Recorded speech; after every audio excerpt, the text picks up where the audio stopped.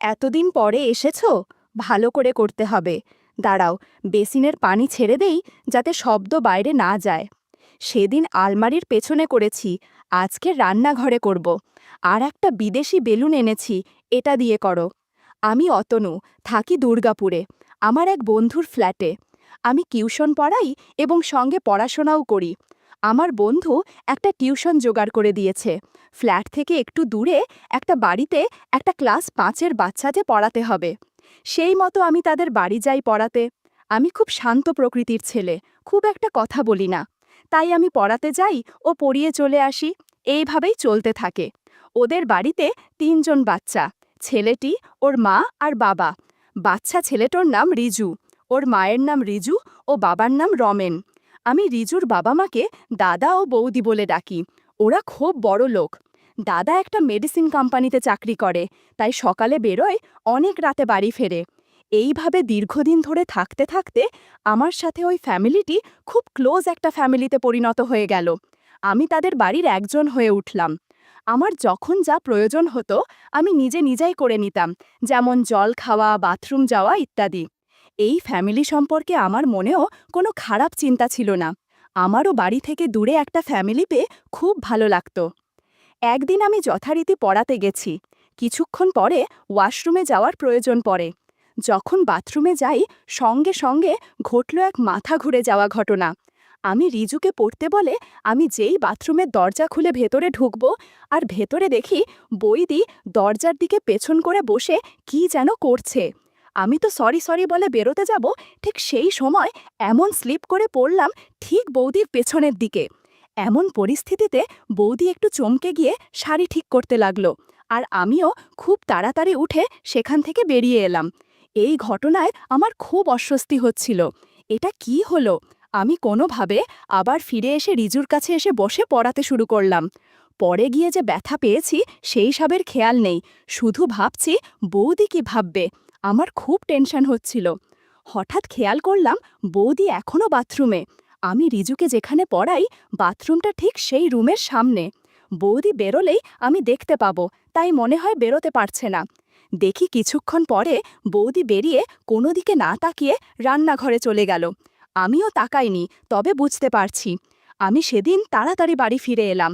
বাড়ি ফিরে বুঝলাম আমার খুব জোরে পায়ে ব্যথা লেগেছে, একটু কেটে গিয়েছে। ভাবলাম সকালে ঠিক হয়ে যাবে, কিন্তু সকালে আরও ব্যথা বেড়ে গেল। ঠিক করলাম আজ পড়াতে যাব না। আমি বিছানাতে শুয়ে পড়লাম, আর মোবাইল দেখতে দেখতে আমার বুকটা থকথক করে উঠল। দেখি রিজুর মা ফোন করেছে। ইচ্ছে করেই ফোনটা ধরলাম না। ফোন রেখে অনেক কিছু মাথায় ঘুরতে লাগলো। বৌদি হয়তো রেগে গেছে। আমি তার পরের দিন পড়াতে গিয়ে স্বাভাবিকভাবেই আছি, কিন্তু মনের মধ্যে খুব লজ্জা লাগছে। কিছুক্ষণ পরে দেখলাম বৌদিও স্বাভাবিক, কিন্তু আমাকে চা দিতে এসে আমার লজ্জা আরও বাড়িয়ে দিল।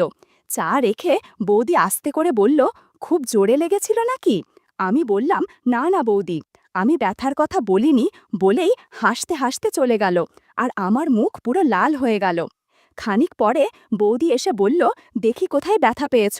আমি বললাম, না না তেমন কিছু না, একটু কেটে গেছে, সেরে যাবে। এই বলে পাটা দেখাতেই বৌদির চোখ কপালে। ইস, এতটা লেগেছে, আর তার মধ্যে খোঁড়াতে খোঁড়াতে পড়াতে এসেছে। পায়ে অনেকটা লেগেছিল, তাই বৌদি বলল, দাঁড়াও, আমার কাছে ভালো মলম আছে, একটু দিলেই ব্যথা কমে যাবে।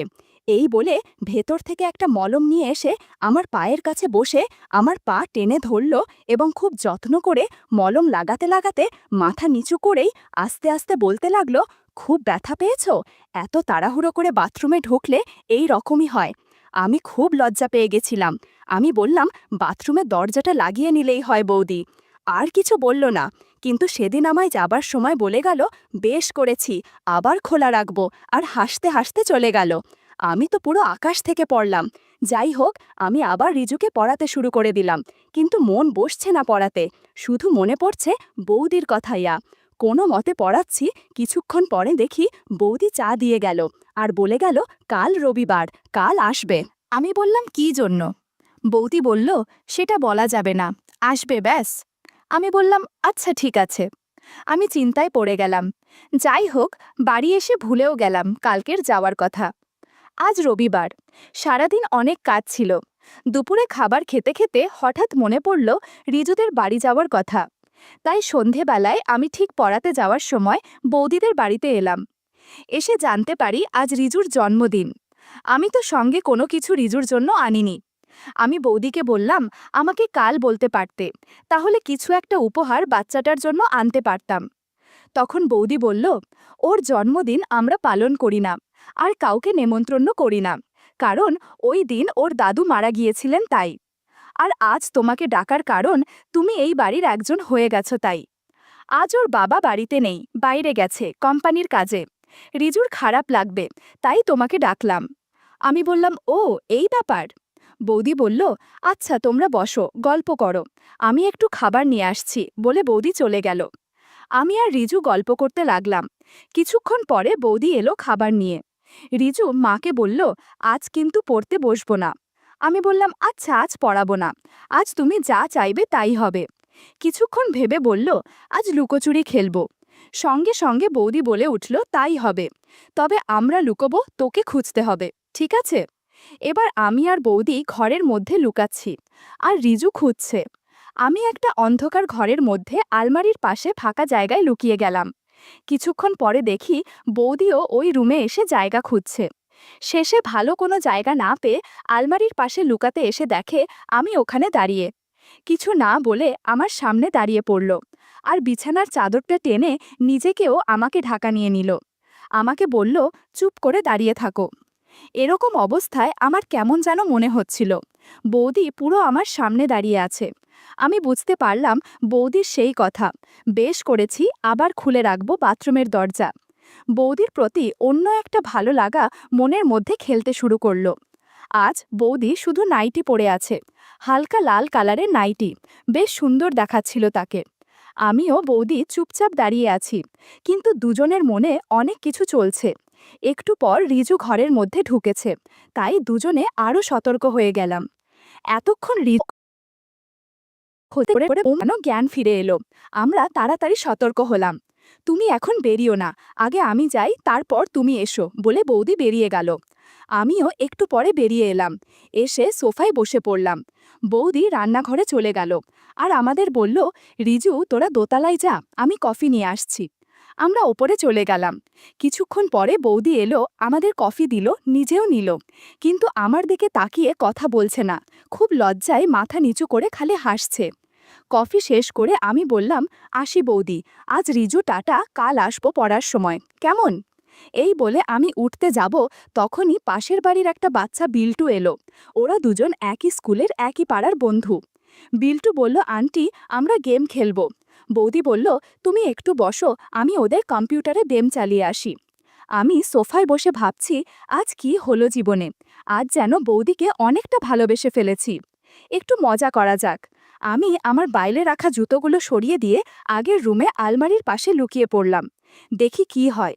কিছুক্ষণ পরে বৌদির আওয়াজ দোতলা থেকে নেমে এসে বলল, তোমাকে অনেকক্ষণ অপেক্ষা করা, বলে চুপ হয়ে গেল।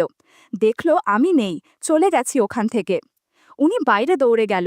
এবার ঘরে এসে চুপচাপ সোফায় বসল, একদম চুপ। পুরো ঘরটার যেন মন চুরমার হয়ে গেল। আর আমি চুপ করে আলমারির পাশে দেখছি কি করে। আমি শুনতে পেলাম কিছু একটা কাজ করছে, হয়তো ঘর গোছাচ্ছে। খাবারের প্লেটের আওয়াজ আসছে। একটু পরে বুঝতে পারলাম যে রান্নাঘরে চলে গেল। আমি একবার ভাবছি বেরোবো, আবার ভাবছি আরও কিছুক্ষণ থাকি।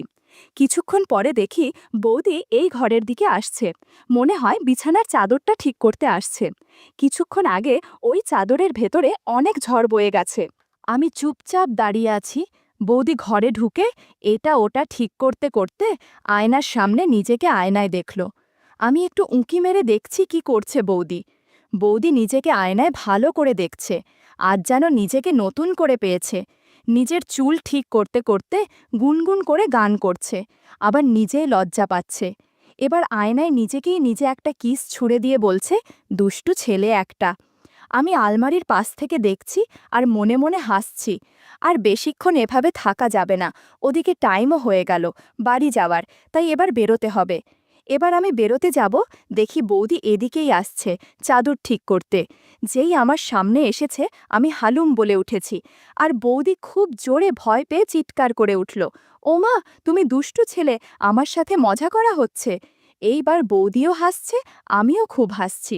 আমি হাসতে হাসতে বললাম, আয়নার সামনে কি করছিলে, আমি সব দেখেছি। বৌদি লজ্জা পেয়ে বলল, কই কিছু না তো।